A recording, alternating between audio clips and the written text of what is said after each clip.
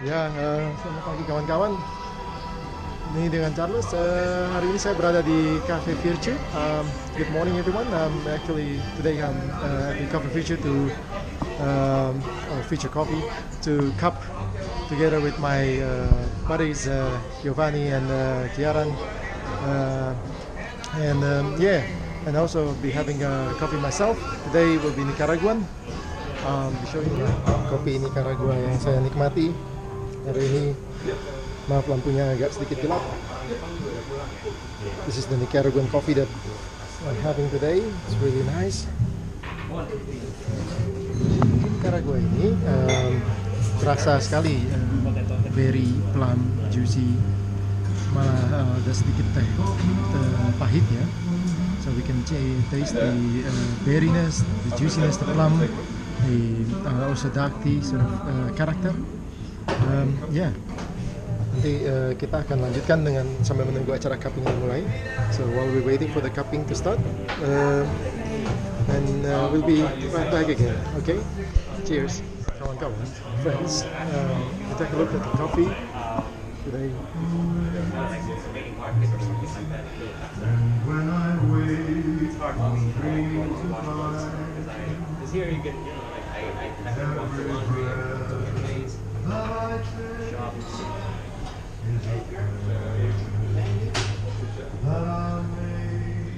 Sekarang kita akan lihat proses sniffing, sniffing the fragrance, sniffing the part of the step, first step. Yep. Give everything a and then count it up. If you scored 80 points or higher, then it's there it is.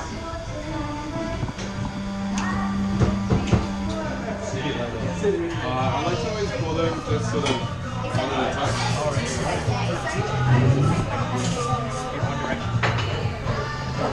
I'm just maybe more neurotic than I need to be, but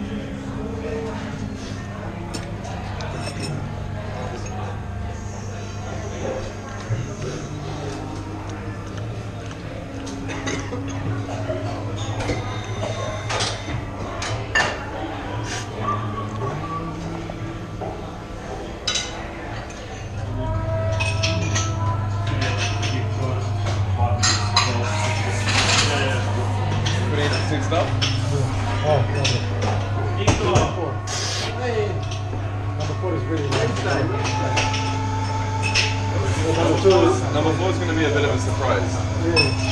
Yeah. Whatever it is, it's it's like it's not coffee. Instead of flavour, like One of the things with like blackberry or blackcurrant or juices Definitely and not cordials and things, they often use apple or pear as the base of the thing. So that's what I like to taste. It's like that kind of black fruit and then kind of like cooked pear or apple underneath. It's kind of really soft.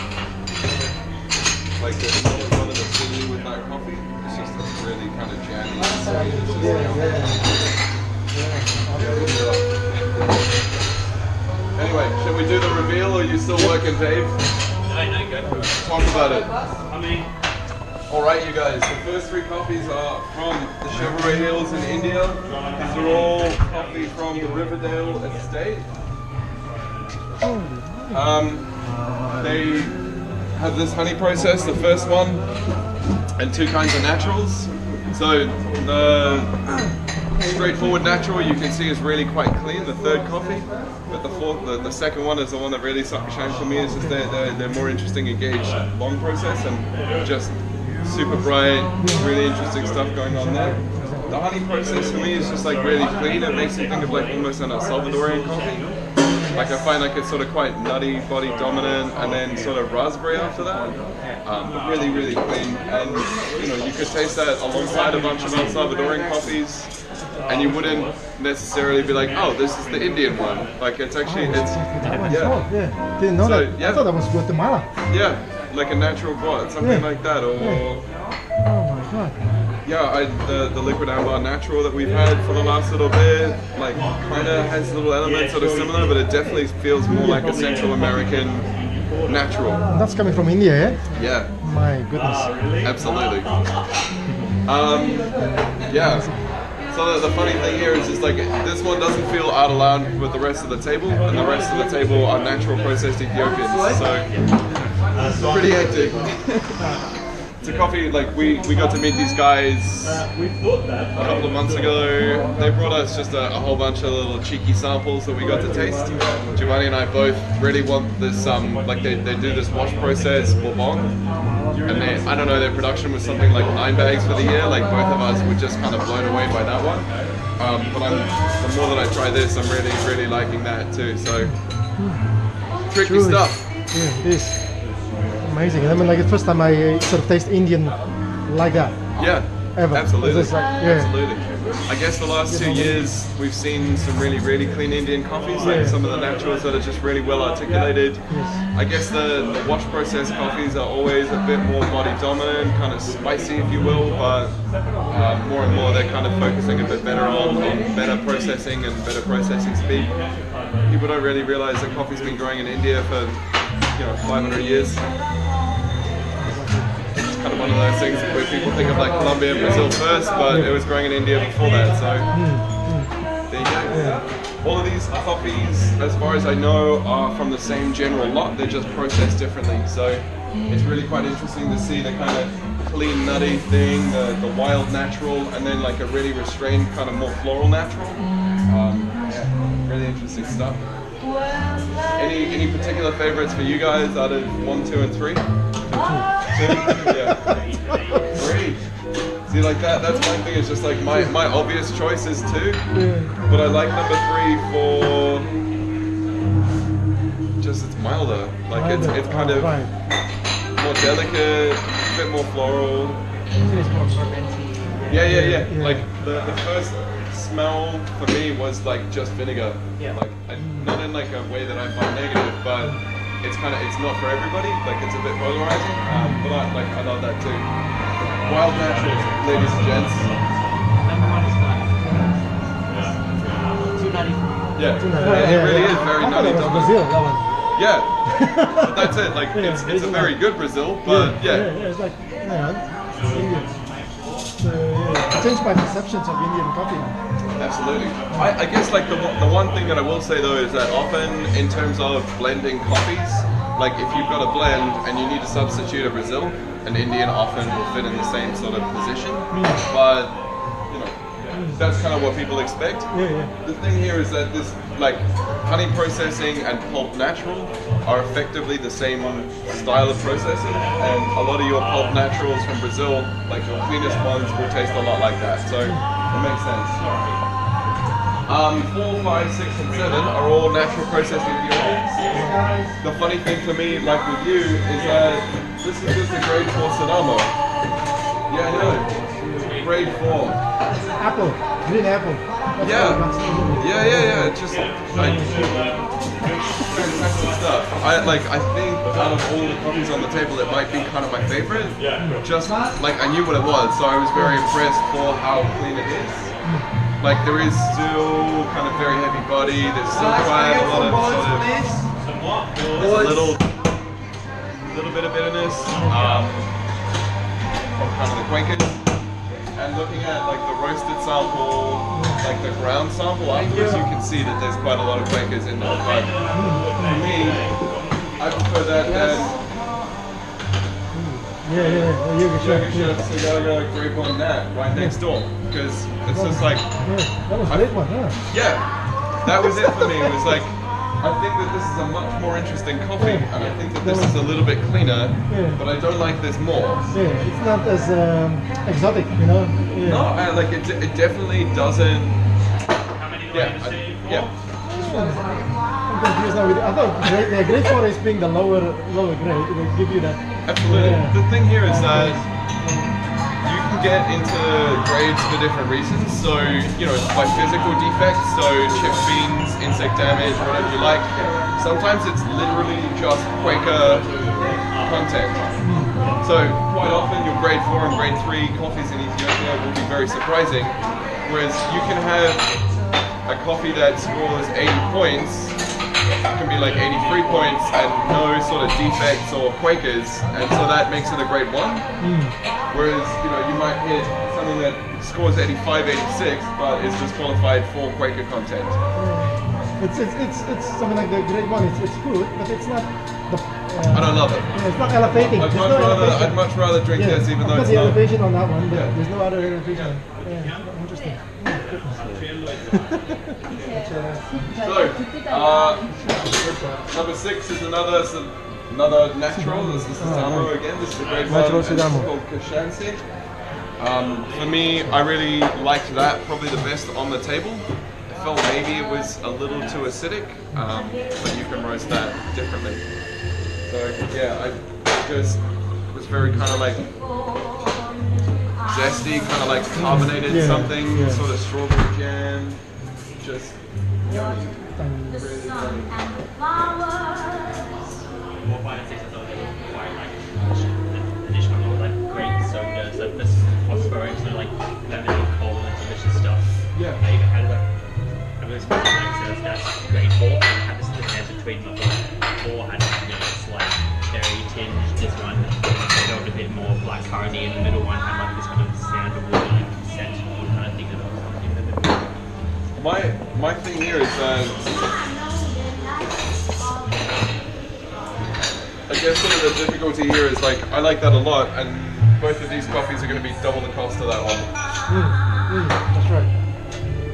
The final one on the table is another grade 1 Yirgacheffe natural called Boji. Boji. So yeah, the reason that you don't really like those is probably maybe don't like natural processes that much, and that's not uncommon for people to sort of feel that way. How did you feel about number 3? Yeah. The third one, that was alright, but number 2 was kind of a bit. Yeah. So yeah, I mean, generally speaking, yeah, it's not unusual for people to dislike natural processed coffees. It's not a criticism or anything. People have preferences and flavors, so that's fine. Okay. You're allowed to like one thing and not like the other thing. So It's subjective. It's really subjective. Yeah. There's no right and wrong. But yeah, maybe you don't like natural processed coffees that much. That's okay. You know, leave them for me. That's great. Take it up. That's fine. I can drink a lot of coffee. Yeah. Exactly. Oh, beautiful. Same one of those sorts of things. And these guys have another estate nearby that we were like really hopeful to take sort of stuff as sort of blending stock, and it just wasn't quite right. Like that was an SL5B, SL9 mixture, whereas these are kind of more regular types. And so that other stuff, we were like really hoping just to be able to do more business with these guys, because the processing styles that they've been sort of looking at has been really exciting. So yeah, that's it. I guess that's price-wise it will be a lot more sort of cheaper, less costly than the Ethiopian in a sense. Or they started to. Not too significantly. The thing here is that they don't have much volume here yet, and so the other thing as well is like processing natural versus processing washed takes a lot more effort and more attentiveness. So it's not always going to work out that way. The other thing as well is that if they've got really good coffee and they're just trying to sell it cheaply because they can, that's maybe not a great thing for Indian coffee. If they've got a great coffee, they should charge what it's worth, so that they can improve the brand value of Indian coffee, because so far everyone does it. It takes sort of a bit Indian coffee. Like there's a clear example for why you would want to drink Indian coffee. Like it can be represented as a single origin now. Yeah. Like, So I think I can't remember pricing off the top of my head, but if I get this coffee, I will have to put it on my $58. But I think that's really great value for that coffee. So it's not that it's cheap, but it's definitely not expensive either. So yeah, really yummy stuff.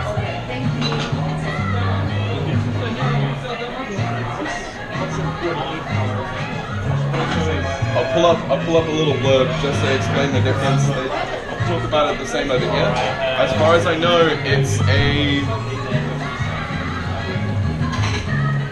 anaerobic phase before the rest of it. So instead of just drying it the regular way, I think they macerated it in carbon dioxide, or I think it's carbon dioxide to start with. So this is kind of some of the stuff that they've been doing in Colombia in the last sort of 5 years, talking about a long fermentation process or a lactic fermentation. I think that's what the beginning there is. But I will read up quickly. I do have a couple of emails from these guys. Begitulah kawan-kawan, tadi hasil dari cupping hari ini sangat nikmat sekali. Kopi dari India, beberapa kopi dari India yang sangat nikmat, dan juga kopi dari Sidama yang mencengangkan, Sidama Grade 4 ya. So thank you very much for following Melbourne Coffee Tour, cupping with Vertue Coffee, and there was some very delicious coffee. I'm especially fascinated by the Indian coffee, Riverdale, natural coffee from Riverdale, and the Sidama, Ethiopian Sidama Grade 4, which also truly amazed me with the green apple sort of flavor. Hopefully we can catch up again in the next session of coffee, Melbourne Coffee Tour, see you next time.